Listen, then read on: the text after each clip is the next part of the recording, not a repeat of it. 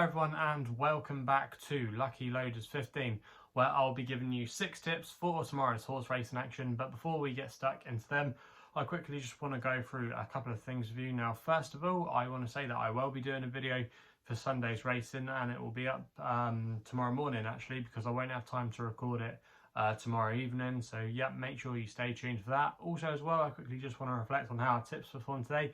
In the end, it was a frustrating day here on my YouTube channel as we had no positive results. My nap of the day, Thousand Oaks, was well supported in the market. She went off clear favourite in the end, but I just think she was ridden too close to the pace and just didn't like Doncaster for some reason. I think you can put a line through that run. I just think things didn't quite go our way. So yeah, that was a disappointing result for us there. My Longshot Kimmy 5 just could never get into it.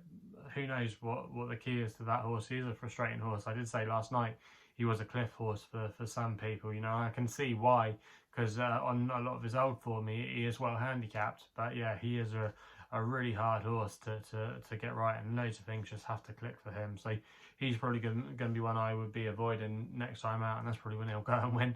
And then my next best of the day, Sky Power. Now, I thought this one wasn't given the best of rides by Rob Hornby. It appeared to be going quite well in running, but then when push came to shove and he needed to get out, he just couldn't get out, was really badly hampered, had nowhere to go, and in the end was very disappointing. I'm not sure if it would have won the race, but you couldn't say that it would have been that far away from the winner, you know, because like I say, he was travelling really well, and you would have think he would have at least made a good effort to challenge for the victory. So yeah, that was a little bit of a frustrating one there, not Rob Hornby's finest hour. But yeah, that's the way it goes sometimes. Sometimes you do have these blank days, but hopefully we can be back amongst the winners tomorrow. And we've obviously got some great racing this weekend.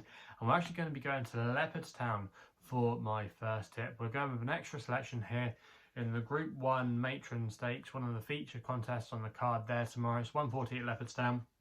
And I thought Pearls Galore here was an interesting one for Declan McDonough, riding for Paddy. Now, at the current time of recording, you could get this horse at 13-2 with BoylesSport, who are offering 4 places on this race, and I'm going to recommend a 0.5 each way selection here. Now, this horse, Pearls Galore, I definitely think could cause a surprise in this race tomorrow. I think Mother Earth isn't bomb-proof. You can see why she's favourite, but I think she's well too short in the market for me. I wasn't that impressed as well by her pre-Rothschild's victory, and I think she could be there to be there to go at. You know, Aidan O'Brien's team haven't been in the best form over the last few weeks. You know, they've had quite a quiet year by their standards. Obviously, they've had the likes of St. Mark's Basilica, and they can get going at this time of year, but just has a few question marks over some of his runners he does, in my opinion. And I do think Pearls Galore is going to be a worthy adversary tomorrow, and has got a really good each way chance. Now, this horse, the last 2 times we've seen her, she's won in Group 3 company quite comfortably. She won a Group 3 at Tipperary last time out, where the form as that race has worked out okay. Lock Lane, who finished 3rd in that race,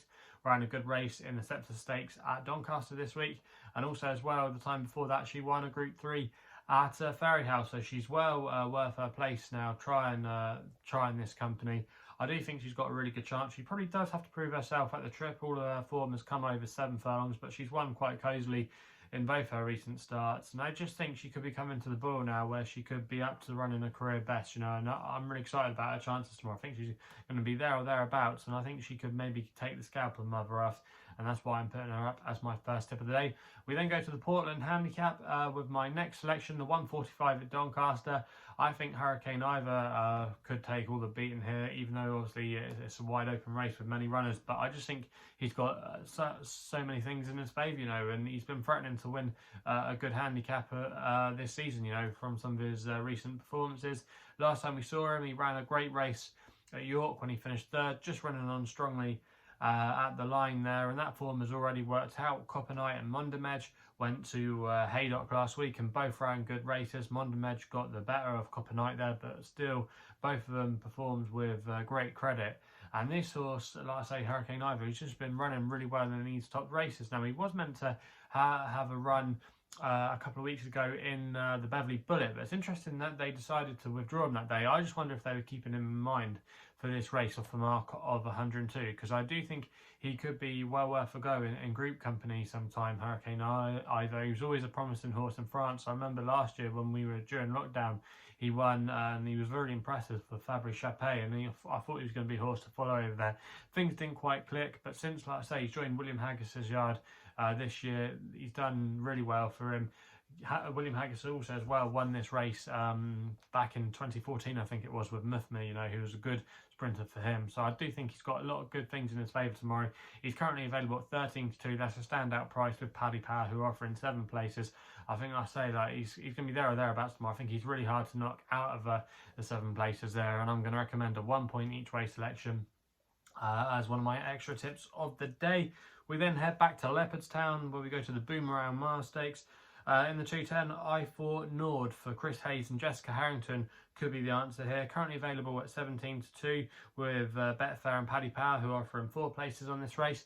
I'm going to recommend a 0.5 each way selection here. Now, this horse, Njord, has been running quite well this season without tasting victory. Last time we saw him, he ran a good race at Newbury in the Hungerford Stakes, where he was touched off by Sacred, but he found himself hit in the front a little bit too early that day, and it was a bit of a strange race, but it was still a good performance by Njord. That was over 7 furlongs. I just think that's on the sharp side for him, and he's suited better by this mile trip. So I think going back up in trip tomorrow will really suit him. He's kind of a horse as well that comes to the fore at this time of year. He's got a good record in the autumn. Ideally, he might want a little bit more ease in conditions, but he has shown that he can handle this type of ground, which is currently good ground at Leopardstown at the moment. So I think that shouldn't be too much of an excuse for him. Jessica Harrington's team have been in really good form of late. They've really come to the boil of late, you know, so a lot of good things going her way at the moment. This horse as well has got a good draw to take him into the race from stall for a lot of positives tomorrow. I wasn't keen on quite a few of them at the top of the market,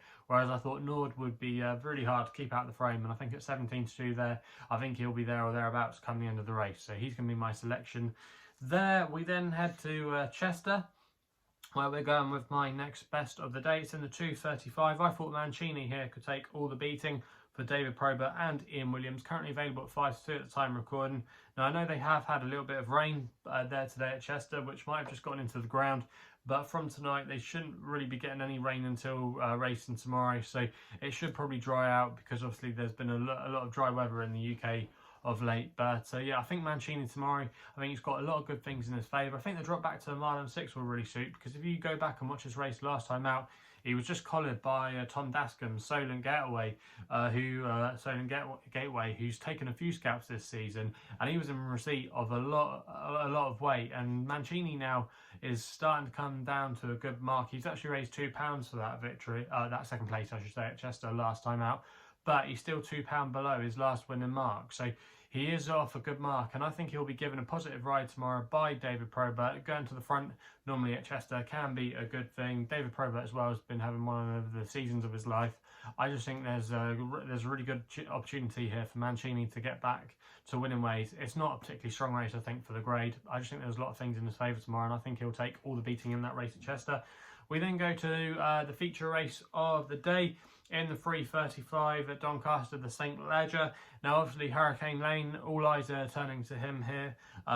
Looks the one to beat, clearly, after his form this season, winning the Irish Derby and the Grand Prix de Paris. But I don't think he's completely bomb-proof in this race tomorrow. If the ground does dry out after the rain they've had today, which it should do, he's going to have to prove himself on ground that quick. You know, when he's been doing his best performances, there have been a little bit of ease in the conditions. So he does have to prove himself on that. And I just think he's a little bit too short. And there are a few good each way alternatives to take him on. And the one I'm going to take him on with is Lucan, who does look not the most straightforward of horses, I should say, for James Doyle and Aidan O'Brien. Now, this horse, Lucan, I backed him at Goodwood when he finished second in the Gordon Stakes, and I thought, hello, that's going to be my ledger horse here. I was really impressed with him. Frankie rode him cold that day. He was staying on really strongly, in the winner of that race, Ottoman Emperor, who's going to be reopposing again here, just got first run that day, but that was over 1.5 miles, and I think over the extra couple of furlongs, this is going to really suit Sir Lucan. He beat Wordsworth, who's just been a plodder this season and been a yardstick as well in these kind of races, and he got the better of him that day, and he's been lightly raced since then. We've only seen him a couple of times, and I do think tomorrow, if James Doyle can get him travelling strongly, I'm just hoping he's going to have enough to find there, because like I say, he's not been the most straightforward of horses, but I think if he can be delivered as late as possible, you know, I do think he's got a good chance in this race. He's got a good pedigree as well. He's from the family of Sir Dragonet and that, so some top quality relatives in his pedigree, you know. And I just think at 20 to 1, I think he is a big price there, and I wouldn't be at all surprised if he got in the frame here. I don't really like high definition at all that Frankie's booked on. It's been one of those talking horses from the Ballydoyle team that we've all seen over the years. But for me, I just think Sir Lucan does have a good chance of outrunning his price tag tomorrow.